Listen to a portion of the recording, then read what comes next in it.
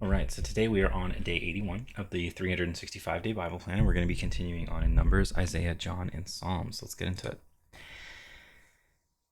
Numbers 35, towns for the Levites. On the plains of Moab by the Jordan across from Jericho, the Lord said to Moses, "Command the Israelites to give the Levites towns to live in from the inheritance the Israelites will possess, and give them pasture lands around the towns. Then they will have towns to live in and pasture lands for the cattle they own and all their other animals. The pasture lands around the towns that you give the Levites will extend 1,000 cubits from the town wall, which is about 1,500 feet. Outside the town, measure 2,000 cubits. That is about 3,000 feet on the east side, 2,000 on the south side, 2,000 on the west side, 2,000 on the west, and 2,000 on the north, with the town in the center. They will have this area as pasture land for the towns. Cities of refuge. 6 of the towns you give the Levites will be cities of refuge, to which a person who has killed someone may flee. In addition, give them 42 other towns. In all, you must give the Levites 48 towns, together with their pasture lands. The towns you give the Levites from the land of the Israelites possess are to be given in proportion to the inheritance of each tribe. Take many towns from a tribe that has many, but few from one that has few. Then the Lord said to Moses, "Speak to the Israelites and say to them, when you cross the Jordan into Canaan, select some towns to be your cities of refuge, to which a person who has killed someone accidentally may flee. They will be places of refuge from the avenger, so that anyone accused of murder may not die before they stand trial before the assembly. These 6 towns you give will be your cities of refuge. Give 3 on this side of the Jordan and 3 in Canaan as cities of refuge. These 6 towns will be a place of refuge for Israelites and for foreigners residing among them, so that anyone who has killed another accidentally can flee there. If anyone strikes someone a fatal blow with an iron object, that person is a murderer. The murderer is to be put to death. Or if anyone is holding a stone or strikes someone a fatal blow with it, that person is a murderer. The murderer is to be put to death. Or if anyone is holding a wooden object and strikes someone a fatal blow with it, that person is a murderer. The murderer is to be put to death. The avenger of blood shall put the murderer to death. When the avenger comes upon the murderer, the avenger shall put the murderer to death. If anyone with malice aforethought shoves another or throws something at them intentionally so that they die, or if out of enmity one person hits another with their fist so that the other dies, that person is to be put to death. That person is a murderer. The avenger of blood shall put the murderer to death when they meet. But if without enmity someone suddenly pushes another or throws something at them unintentionally, or without seeing them, drops on them a stone heavy enough to kill them, and they die, then since that other person was not an enemy, and no harm was intended, the assembly must judge between the accused and the avenger of blood according to these regulations. The assembly must protect the one accused of murder from the avenger of blood and send the accused back to the city of refuge to which they fled. The accused must stay there until the death of the high priest, who was anointed with the holy oil. If the accused ever goes outside the limits of the city of refuge to which they fled, and the avenger of blood finds them outside the city, the avenger of blood may kill the accused without being guilty of murder. The accused must stay in the city of refuge until the death of the high priest. Only after the death of the high priest may they return to their own property. This is to have the force of law for you throughout the generations to come wherever you live. If anyone who kills a person is to be put to death as a murderer only on the testimony of witnesses, but no one is to be put to death on the testimony of only one witness. Do not accept a ransom for the life of a murderer who deserves to die. They are to be put to death. Do not accept a ransom for anyone who has fled to a city of refuge, and so allow them to go back and live on their own land before the death of the high priest. Do not pollute the land where you are. Bloodshed pollutes the land, and atonement cannot be made for the land on which blood has been shed, except by the blood of the one who shed it. Do not defile the land where you live and where I dwell, for I, the Lord, dwell among the Israelites. Isaiah 19, a prophecy against Egypt. A prophecy against Egypt. See, the Lord rides on a swift cloud and is coming to Egypt. The idols of Egypt tremble before him, and the hearts of the Egyptians melt with fear. I will stir up Egyptian against Egyptian. Brother will fight against brother, neighbor against neighbor, city against city, kingdom against kingdom. The Egyptians will lose heart, and I will bring their plans to nothing. They will consult the idols and the spirits of the dead, the mediums and the spiritists. I will hand the Egyptians over to the power of a cruel master, and a fierce king will rule over them, declares the Lord Almighty. The waters of the river will dry up, and the riverbed will be parched and dry. The canals will stink. The streams of Egypt will dwindle and dry up. The reeds and rushes will wither. Also the plants along the Nile. At the mouth of the river, every stone field along the Nile will become parched, will blow away, and be no more. The fishermen will groan and lament. All who cast hooks into the Nile, those who throw nets on the water, will pine away. Those who work with combed flax will despair. The weavers of fine linen will lose hope. The workers in cloth will be dejected, and all the wage earners will be sick at heart. The officials of Zoan are nothing but fools. The wise counselors of Pharaoh give senseless advice. How can you say to Pharaoh, I am one of the wise men, a disciple of the ancient kings?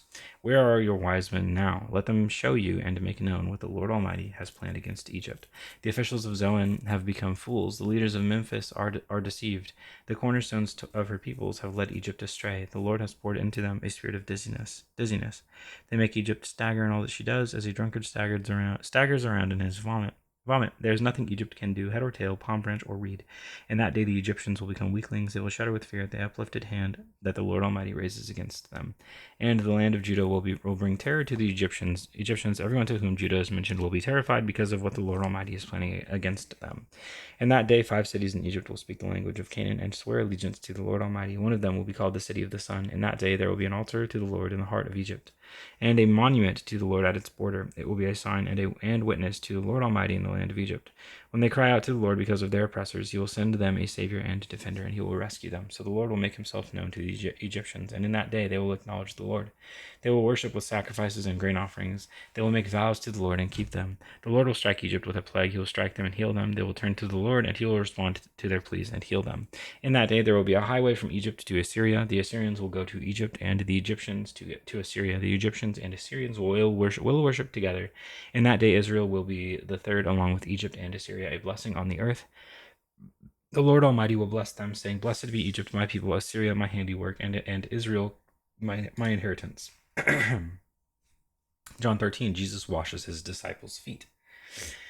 It was just before the Passover festival. Jesus knew that the hour had come for him to leave this world and go to the Father. Having loved his own who were in the world, he loved them to the end. The evening meal was in progress, and the devil had already prompted Judas, the son of Simon Iscariot, to betray Jesus. Jesus knew that the Father had put all things under his power, and that he had come from God and was returning to God. So he got up from the meal, took off his outer clothing, and wrapped a towel around his waist.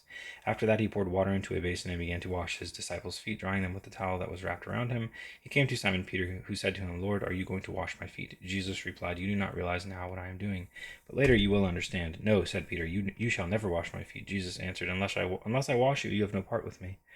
Then Lord, Simon Peter replied, Not just my feet, but my hands and my head as well. Jesus answered, Those who have had a bath need only wash their feet. Their whole body is clean, and you are clean, though not every one of you. For he knew who was going to betray him, and that was why he said not everyone was clean. When he had finished washing their feet, he put on his clothes and returned to his place. Do you understand what I have done for you? He asked them. You call me teacher and Lord, and rightly so, for that is what I am. Now that I, your Lord and teacher, have washed your feet, you also should wash one another's feet. I have set you an example that you should do as I have done for you. Very truly I tell you, no servant is greater than his master, nor is a messenger greater than the one who sent him. Now that you know these things, you will be blessed if you do them. Jesus predicts his betrayal. I am not referring to all of you. I know those I have chosen, but this is to fulfill this passage of Scripture. He who shared my bread has turned against me. He who shared my bread has turned against me. I'm telling you now before it happens, so that when it does happen, you will believe that I am who I am. Very truly I tell you, whoever accepts anyone I send accepts me, and whoever accepts me accepts the one who sent me. After he had said this, Jesus was troubled in spirit and testified, Very truly I tell you, one of you is going to betray me. His disciples stared at one another at a loss to know which of them he meant. One of them, the disciple whom Jesus loved, was reclining next to him. Simon Peter motioned to this disciple and said, Ask him which one he means. Leaning back against Jesus, he asked him, Lord, who is it? Jesus answered, It is the one to whom I will give this piece of bread when I have dipped it in the dish. Then, dipping the piece of bread, he gave it to Judas, the son of Simon Iscariot. As soon as Judas took the bread, Satan entered into him. So Jesus told him, What are you about to do? What you are about to do quickly. But no one at the meal understood why Jesus said this to him. Since Judas had charge of the money, some thought Jesus was telling him to buy what was needed for the festival, or to give something to the poor. As soon as Judas had taken the bread, he went out, and it was night. Jesus predicts Peter's denial. When he was gone, Jesus said, Now the Son of Man is glorified, and God is glorified in him. If God is glorified in him, God will glorify the Son in himself, and will glorify him at once. My children, I will be with you only a little longer. You will look for me, and just as I told the Jews, so I tell you now, where I am going you cannot come. A new command I give you, love one another. As I have loved you, so you must love one another. By this everyone will know that you are my disciples, if you love one another. Simon Peter asked him, Lord, where are you going? Jesus replied, Where I am going you cannot follow, but you will follow later. Peter asked, Lord, why can't I follow you now? I will lay down my life for you. Then Jesus answered, will you really lay down your life for me? Very, very truly, I tell you, before the rooster crows, you will disown me 3 times. Psalms 81, for the director of music, according to Gittith of Asaph. Sing for joy to God our strength. Shout aloud to the God of Jacob. Begin the music, strike the timbrel, play the melodious harp and lyre, sound the ram's horn at the new moon, and when the moon is full on the day of our festival. This is a decree for Israel, an ordinance of the God of Jacob. When God went out against Egypt, he established it as a statute for Joseph. I heard an unknown voice say, I removed the burden from their shoulders. Their hands were set free from the basket. In your distress you called, and I rescued you. I answered you out of a thundercloud. I tested you at the waters of Meribah. Hear me, my people, and I will warn you. If you would only listen to me, Israel, you shall have no foreign god among you. You shall not worship any god other than me. I am the Lord your God who brought you up out of Egypt. Open wide your mouth, and I will fill it. But my people would not listen to me. Israel would not submit to me. So I gave them over to their stubborn hearts to follow their own devices. If my people would only listen to me, if Israel would only follow my ways, how quickly I would subdue their enemies and turn my hand against their foes. Those who hate the Lord would cringe before him, and their punishment would last forever. But you would be fed with the finest of wheat. With honey from the rock I would satisfy you. And that is the